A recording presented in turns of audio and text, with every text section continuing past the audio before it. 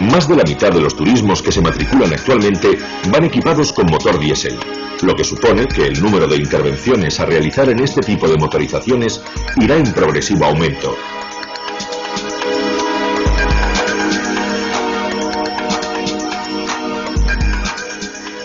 La gran demanda de vehículos diésel y su desenfrenada evolución tecnológica obliga a los profesionales a afrontar un continuo reciclaje tanto de sus conocimientos como de sus hábitos de trabajo, de forma que puedan estar convenientemente informados, fundamentalmente, en lo que respecta a los nuevos equipos de alimentación.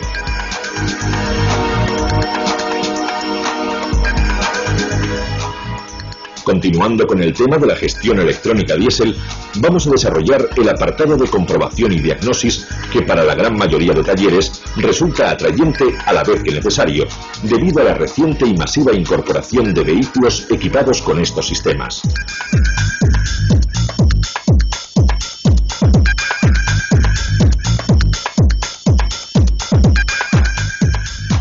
Para empezar, debemos asegurarnos que el circuito hidráulico de alimentación se encuentra en perfectas condiciones, ya que aun siendo la electrónica la protagonista indiscutible, bajo ningún concepto deberemos olvidarlo, debido a que puede ser el causante de fallos que podríamos confundir y relacionar con la propia bomba o su circuito electrónico de control.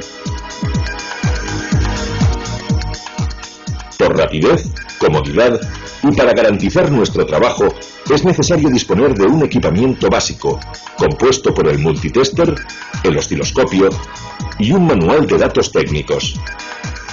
Comenzaremos viendo la alimentación a la unidad de control. A continuación, los sensores con sus informaciones. Y por último, los elementos actuadores.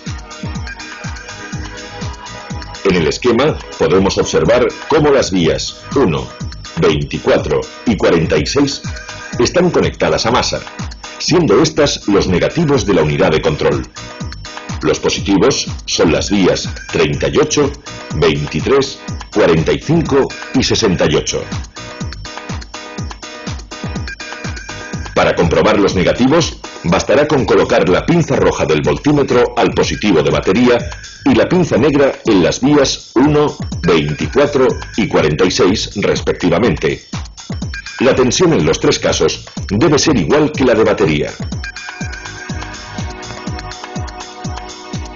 Para comprobar los positivos, colocaremos la pinza negra a masa y la roja al 38. Accionamos el contacto y tomamos lectura.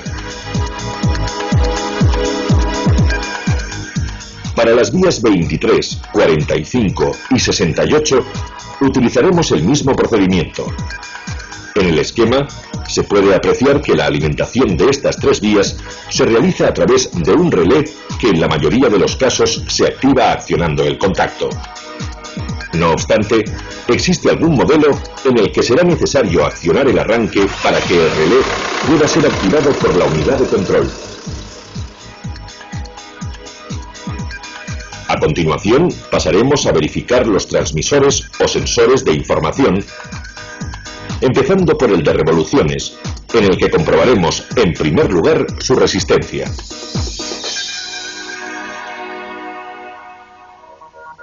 Con la unidad de control desconectada, colocamos las puntas del ómetro en las vías 8 y 33. El valor leído debe estar comprendido entre 1100 y 1500 ohmios. En el esquema podemos apreciar un símbolo que envuelve a los dos cables del captador y que está conectado a masa. Se trata de una malla conductora que se encarga de proteger al captador de las corrientes parásitas. Para asegurarnos que su instalación es correcta, mediremos el aislamiento con respecto al captador. Seleccionamos el ómetro en su escala más alta y lo conectamos entre la vía 8 y masa.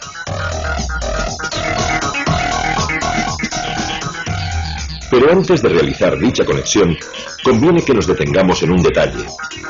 Observe en el esquema que la vía 8 del captador, a través de su propio bobinado, se comunica con el medidor de aire, y este además tiene una conexión a masa. Por lo tanto, para protegerlo y poder efectuar una medición correcta, será necesario desconectarlo. Ahora podemos realizar la medición y observar que la lectura indica aislamiento del circuito.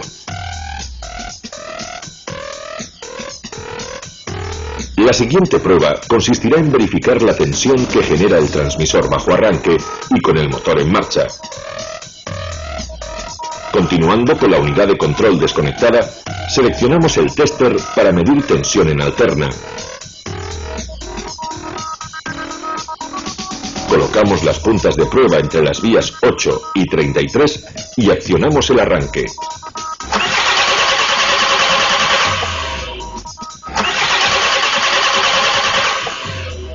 La tensión leída debe ser de aproximadamente 800 milivoltios. A continuación, conectamos la unidad de control. Con las puntas de pruebas en la misma posición, ponemos el motor en marcha y observamos que la tensión aumenta progresivamente a medida que lo hace el régimen de revoluciones.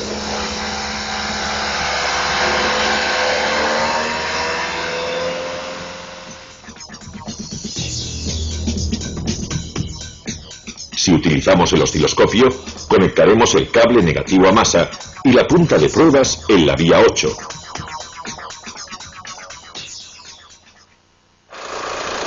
Con el motor en marcha, observaremos una señal alterna que aumentará de valor y frecuencia a medida que vayamos acelerando.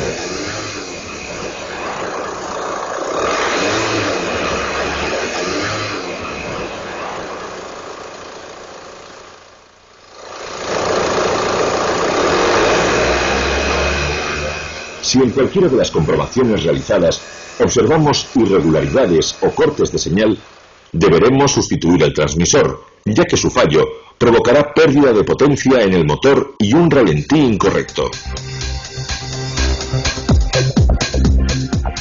El siguiente elemento que vamos a comprobar es el transmisor de inicio de inyección, también llamado sensor de la carrera de la aguja. Empezaremos midiendo su resistencia, por lo que deberemos colocar las puntas del ómetro entre las vías 11 y 12. El valor leído debe estar entre 90 y 150 ohmios.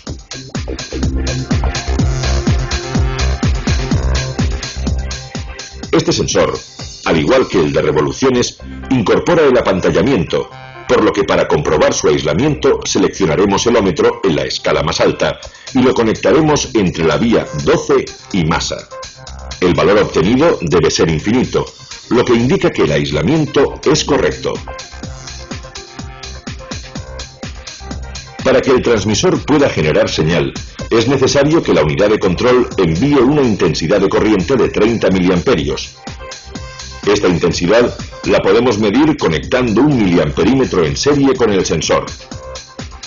Al accionar el contacto, observaremos que efectivamente la intensidad es de 30 miliamperios, indicando que el circuito está correcto, hecho que podremos confirmar si al conectar el voltímetro entre las vías 11 y 12, la tensión está comprendida entre 3 y 4 voltios. Si no existe intensidad, puede ser problema del sensor, del cableado o de la unidad de control. Para averiguarlo, colocamos el voltímetro entre las vías 11 y 12 y accionamos el contacto. Si la tensión es de 12 voltios, es indicio de que bien el bobinado o el cableado del sensor está cortado. Si por el contrario la tensión es de 0 voltios, el problema es de la propia unidad de control.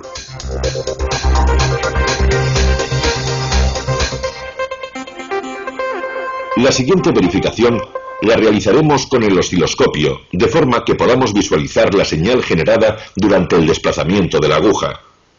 Conectamos el cable negativo a masa y la punta de pruebas al pin 12. Ponemos el motor en marcha y observaremos la señal. Esta debe crecer linealmente con el régimen de revoluciones. Al mismo tiempo, observaremos que la frecuencia sea de 6 a 10 Hz con el motor a ralentí, aumentando progresivamente con el régimen de revoluciones.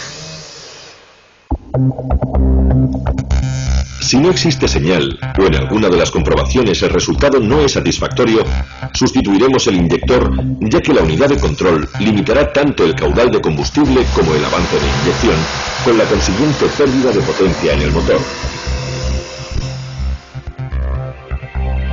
El siguiente elemento es el medidor de masa de aire, el cual, dependiendo del modelo, varía en cuanto al número de cables que lo